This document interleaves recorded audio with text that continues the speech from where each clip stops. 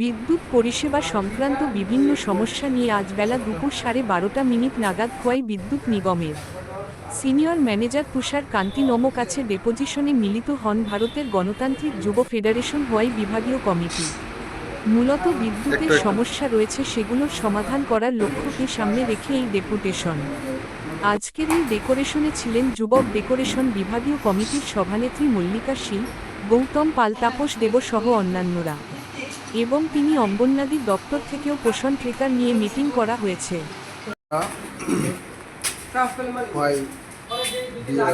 বিভাগীয় সম্পাদক মণ্ডলী বা বিভাগীয় কমিটির উদ্যোগে আমরা খোয়াইবাসীর স্বার্থে আমাদের নিত্য সমস্যা যেটা বিদ্যুৎ সমস্যা, আমরা সমগ্র খোয়াইবাসী এই জিনিসটাই লক্ষ্য করতেছি যে দীর্ঘদিন যাবৎ আমাদের খোয়াইতে বিদ্যুৎ পরিষেবাটা একেবারেই বিপর্যস্ত অবস্থায় আছে। ঝড় থাকলেও বিপর্যস্ত, ঝড় না থাকলেও বিপর্যস্ত। আমরা বেশ কিছুদিন যাবৎ দেখতেছি প্রতি মাসে কয়েকবার করে বিদ্যুৎ দপ্তর বিভিন্ন কারণ দেখায় আমাদেরকে শাটডাউন করতেছে। তারপরে প্রতিদিন অন্তত ডজন কানেকবার লোডশেডিং হতেছে।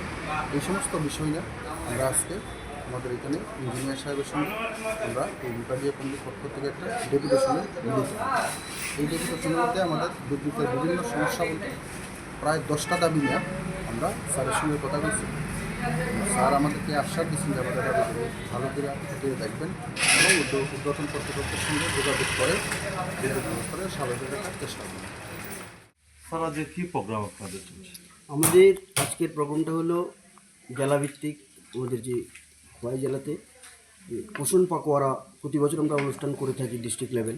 সেই খোয়াই ডিস্ট্রিক্ট লেভেল প্রোগ্রামটা আমরা আজকে এখানে খোয়াই শিশু উন্নয়ন প্রকল্প কার্যালয়ের সহযোগিতায় আজকে আমরা এখানে সমস্ত মায়েদের, বোনেদের, অঙ্গনওয়াড়ি কর্মীদের নিয়ে আমরা এখানে একটা প্রোগ্রামের আয়োজন করেছি।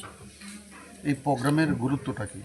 গুরুত্বটা হলো অ্যাকচুয়ালি এটা 2018 সালে শুরু হয়েছিল। আমাদের মাননীয় প্রধানমন্ত্রী 2018 সালে এই প্রোগ্রামের সূচনা করেছিলেন। এটা অ্যাকচুয়ালি আমাদের মায়েদের, বোনেদের মধ্যে যে অপুষ্টিজনিত বিভিন্ন সমস্যা থাকে, শিশুদের মধ্যে বিভিন্ন ধরনের অপুষ্টিজনিত সমস্যা থাকে, তাদের যেমন বিশেষ করে আমাদের কিশোরী যারা আগামী দিনে মা হবেন তাদেরকেও বিভিন্ন ধরনের অপুষ্টিজনিত সমস্যা থাকার কারণে দেখা যায় কি পরবর্তী সময়ে তারা যখন সন্তান ধারণ করেন তখন সেই সন্তান কিংবা মা দুজনেরই বিভিন্ন ধরনের সমস্যা দেখা দিতে পারে। শিশুটা হয়তো খর্বাকৃত হতে পারে, অথবা দেখা যেতে পারে তার বয়সের সঙ্গে তার ওজন এবং তার যে হাইট এটার সমস্যা থাকতে পারে। এই ধরনের সমস্যাগুলির কারণে আমাদের কোনো শিশু বা কোনো মা যেন আমাদেরকে হারাতে না হয়, তার জন্য আমাদের একটা পরিকল্পনা নিয়ে তাদের সুস্থ সুন্দর ভবিষ্যৎ উপহার দেওয়ার জন্য আমাদের এই অনুষ্ঠানটা চালু হয়েছিল। ধন্যবাদ।